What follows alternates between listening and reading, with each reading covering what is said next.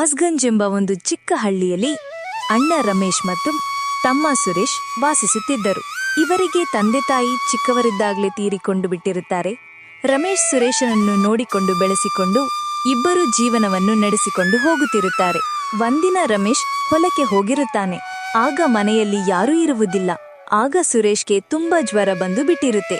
ಅವನಿಗೆ ಮನೆಯಲ್ಲಿ ಒಂದು ಲೋಟ ನೀರನ್ನು ಕೂಡ ತಂದುಕೊಡಲು ಯಾರೂ ಇರುವುದಿಲ್ಲ.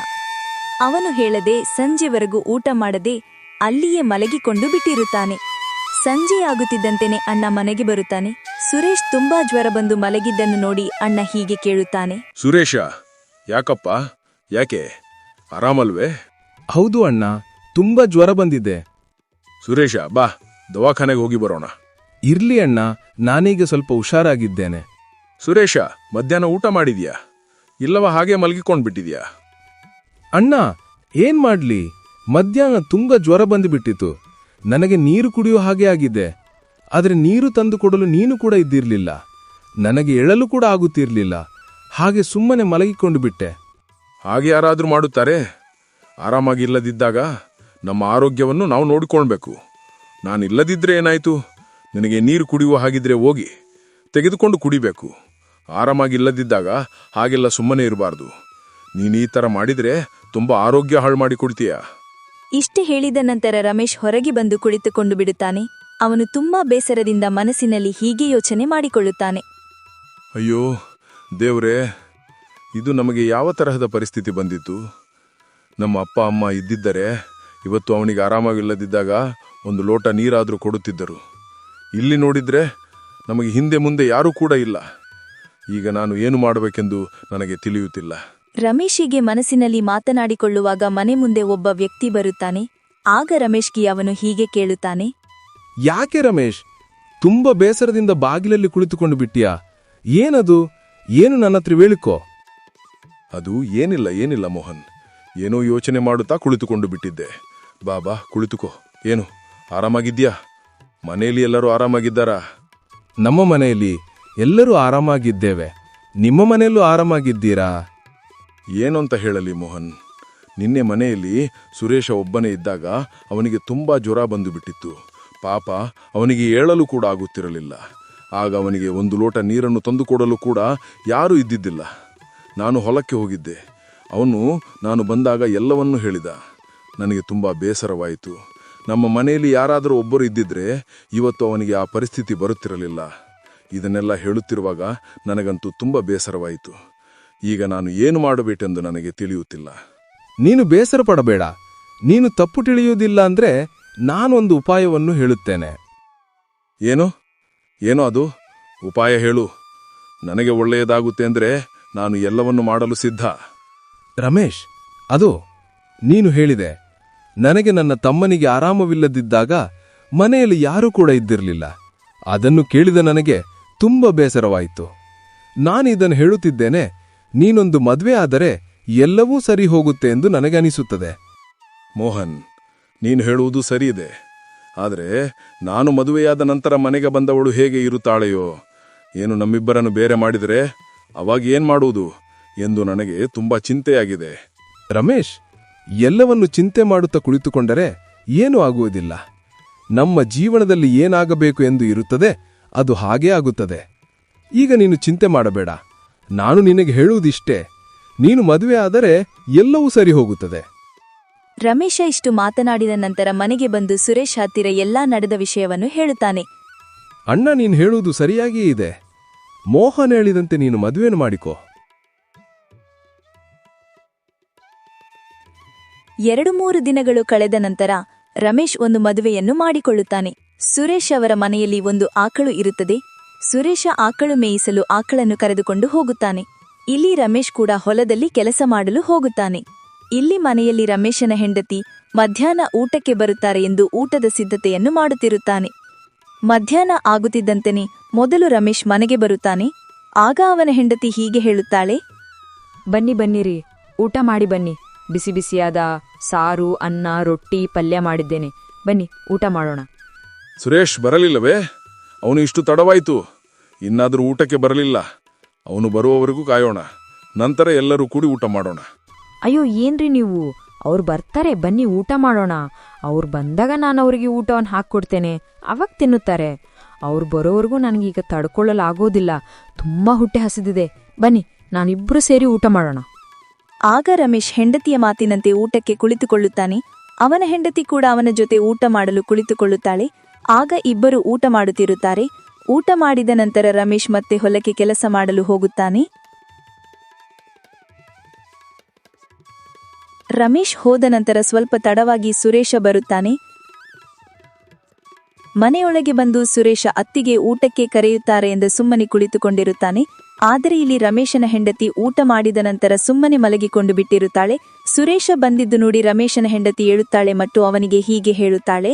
ನನಗೆ ಸ್ವಲ್ಪ ನಿದ್ರೆ ಬಂದಿದೆ, ನಾನೆಲ್ಲ ಅಡುಗೆಯನ್ನು ಮಾಡಿಟ್ಟಿದ್ದೀನಿ, ಹೋಗಿ ಊಟವನ್ನು ಬಡಿಸ್ಕೊಂಡು ತಿನ್ನಿ, ನನಗಿವತ್ತು ತುಂಬ ನಿದ್ದೆ ಬರುತ್ತಿದೆ. ರಮೇಶನ ಹೆಂಡತಿಯ ಮಾತನ್ನು ಕೇಳಿದ ಸುರೇಶಗೆ ತುಂಬಾ ಬೇಸರವಾಗುತ್ತದೆ. ಅವನು ಬೇಸರದಿಂದ ಊಟವನ್ನು ಮಾಡುತ್ತಾನೆ. ಒಂದಿನ ರಮೇಶನ ಹೆಂಡತಿಗೆ ತುಂಬಾ ಜ್ವರ ಬಂದು ಬಿಟ್ಟಿರುತ್ತೆ. ಆಗ ರಮೇಶ್ ಕೂಡ ಮನೆಯಲ್ಲಿ ಇರುವುದಿಲ್ಲ. ಸುರೇಶ ಮನೆಯಲ್ಲಿರುತ್ತಾನೆ. ಆಗ ಅವನು ಅವನ ಅತ್ತಿಗೆ ಮುಂದೆ ಹೋಗಿ ಹೀಗೆ ಕೇಳುತ್ತಾನೆ. ಅತ್ತಿಗೆ, ಯಾಕೆ ನಿಮ್ಗೆ ಹುಷಾರಿಲ್ಲದೆ? ನಾನು ಈಗಲೇ ಹೋಗಿ ಡಾಕ್ಟರನ್ನು ಕರೆದುಕೊಂಡು ಬರ್ತೇನೆ. ಬೇಡ ಬೇಡ ರೀ, ಡಾಕ್ಟ್ರನ್ನ ಕರ್ಕೊಂಡು ಬರೋದು ಬೇಡ. ನನಗೆ ಗುಳಿಗೆಯನ್ನು ತಂದ್ರೆ ಸಾಕು, ನಾನು ಆರಾಮವಾಗುತ್ತೇನೆ. ಆಯ್ತು ಅತ್ತಿಗೆ, 1 ನಿಮಿಷ, ನಾನು ಈಗಲೇ ಹೋಗಿ ಬರ್ತೇನೆ. ಯಾಕೆ ಸುರೇಶ, ಇಷ್ಟು ಅವಸರದಿಂದ ಎಲ್ಲಿ ಹೋಗುತ್ತಿದ್ದೀಯಾ? ಅಣ್ಣ, ಅದು ಅತ್ತಿಗೆಗೆ ತುಂಬಾ ಜ್ವರ ಬಂದು ಬಿಟ್ಟಿದೆ, ಹಾಗಾಗಿ ನಾನು ಗುಳಿಗೆಯನ್ನು ತೆಗೆದುಕೊಂಡು ಬರಲು ಹೋಗುತ್ತಿದ್ದೇನೆ. ಸುರೇಶ್ ಮಾತನ್ನು ಕೇಳಿದ ರಮೇಶ್ ತುಂಬಾ ಗಾಬರಿಯಿಂದ ಮನೆಗೆ ಬರುತ್ತಾನೆ. ರಮೇಶ್ ಮನೆಗೆ ಬಂದು ಅವನ ಹೆಂಡತಿಗೆ ಹೀಗೆ ಕೇಳುತ್ತಾನೆ. ನಿನಗೆ ಹುಷಾರಿಲ್ಲವೇ? ಅಲ್ಲಿ ದಾರಿಯಲ್ಲಿ ಸುರೇಶ ಸಿಕ್ಕಿದ್ದ. ಅವನು ಹೇಳಿದ ನಿನಗೆ ಆರಾಮವಿಲ್ಲವಂತೆ. ಹೌದು ರೀ, ಬೆಳಗ್ಗೆಯಿಂದ ಜ್ವರ ಮತ್ತು ತಲೆನೋವು ತುಂಬ ಜಾಸ್ತಿಯಾಗಿದೆ. ಹೌದಾ? ಹಾಗಾದ್ರೆ ಬಾ, ದವಾಖಾನೆಗೆ ಹೋಗಿ ಬರೋಣ. ಏಕೆ ನೀನು ಗುಳಿಗೆಯನ್ನು ತರಿಸಲು ಹೇಳಿದ್ದೀಯಾ? ಬೇಡ ಬೇಡ ರೀ, ನನಗೀಗ ಸ್ವಲ್ಪ ಆರಾಮವಾಗುತ್ತಿದೆ. ಗುಳಿಗೆಯನ್ನು ತೆಗೆದುಕೊಂಡ್ರೆ ಎಲ್ಲ ಸರಿ ಹೋಗುತ್ತದೆ. ಒಂದಿನ ರಮೇಶ್ ಬೇರೆ ಊರಿಗೆ ಹೋಗಬೇಕಾಗಿರುತ್ತದೆ. ಆಗ ಅವನು ಅವನ ಹೆಂಡತಿಗೆ ಹೀಗೆ ಹೇಳುತ್ತಾನೆ. ನನಗೆ ಸ್ವಲ್ಪ ಕೆಲಸವಿದೆ, ಬೇರೆ ಊರಿಗೆ ಹೋಗಬೇಕು. ಸುರೇಶ್, ನೀನು ಇವತ್ತು ಹೊಲಕ್ಕೆ ಹೋಗಬೇಡ. ಆಕಳನ್ನು ಮನೆಯಲ್ಲಿಯೇ ಕಟ್ಟು, ಅದಕ್ಕೆ ಒಣಹುಲ್ಲನ್ನು ಹಾಕು. ನಾನು ಹೋಗಿ ಬರುವವರೆಗೂ ನೀನು ನಿಮ್ಮ ಅತ್ತಿಗೆ ಜೊತೆನೇ ಇರು. ಮನೆಯಲ್ಲಿ ಒಬ್ಬಳನ್ನೇ ಬಿಟ್ಟು ಎಲ್ಲಿ ಹೋಗಬೇಡ.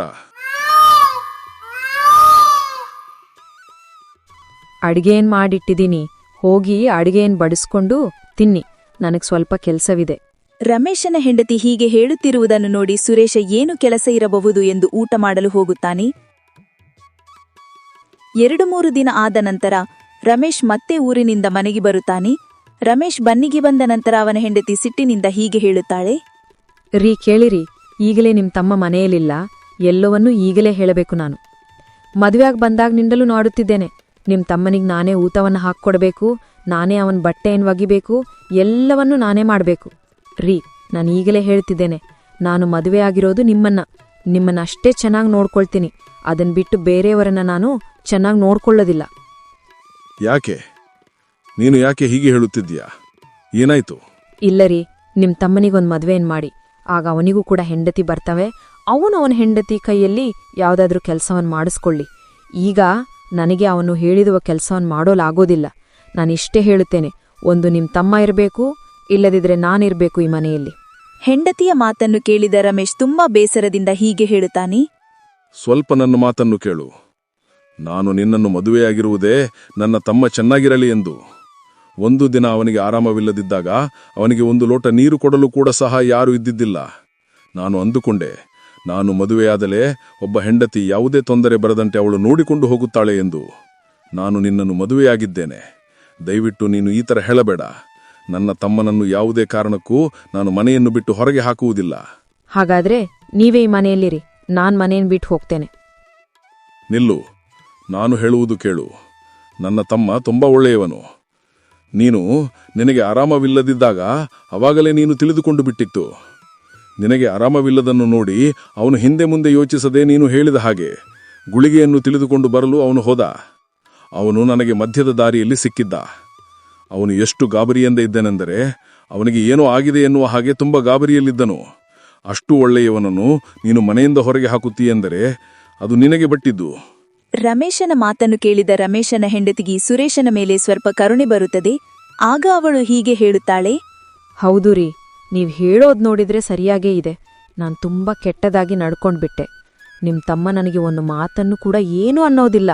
ಆದ್ರೆ ನಾನು ನಿಮ್ ತಮ್ಮನಿಗೆ ಎಷ್ಟೋ ಸಾರಿ ಅವ್ರ ಮಧ್ಯಾಹ್ನ ಊಟಕ್ಕೆ ಬಂದ್ರೂ ಕೂಡ ನಾನು ಊಟವನ್ನು ಬಡಿಸದೆ ಅವ್ರ ಕೈಯಲ್ಲಿ ಊಟವನ್ನು ಬಡಿಸ್ಕೊಂಡು ತಿನ್ನೋ ಹಾಗೆ ಮಾಡಿದ್ದೇನೆ. ನನ್ನಿಂದ ತುಂಬಾ ದೊಡ್ಡ ತಪ್ಪಾಗಿದೆ. ಇನ್ಮೇಲೆ ನಾನು ಹೀಗೆ ನಡ್ಕೊಳ್ಳೋದಿಲ್ಲ. ಇರಲಿ, ಜೀವನವೆಂದರೆ ಇದೆಲ್ಲ ಆಗುವುದೇ. ಇನ್ನು ಮೇಲಾದರೂ ನನ್ನ ತಮ್ಮನ ಮೇಲೆ ಯಾವುದೇ ತರಹದ ದ್ವೇಷವನ್ನು ಇಟ್ಟುಕೊಳ್ಳಬೇಡ. ರಮೇಶನ ಹೆಂಡತಿಗೆ ಆಗ ತಪ್ಪಿನ ಅರಿವಾಗಿರುತ್ತದೆ. ಗೆಳೆಯರೇ, ಈ ವಿಡಿಯೋ ಇಷ್ಟ ಆಗಿದ್ರೆ ದಯವಿಟ್ಟು ಈ ವಿಡಿಯೋಗೆ ಒಂದು ಲೈಕ್ ಕೊಟ್ಟು SN ಹಳ್ಳಿಕತೆ ಚಾನೆಲ್ ಅನ್ನು ಸಬ್ಸ್ಕ್ರೈಬ್ ಮಾಡಿ. ಸಿಗೋಣ ಮತ್ತೊಂದು ವಿಡಿಯೋದಲ್ಲಿ.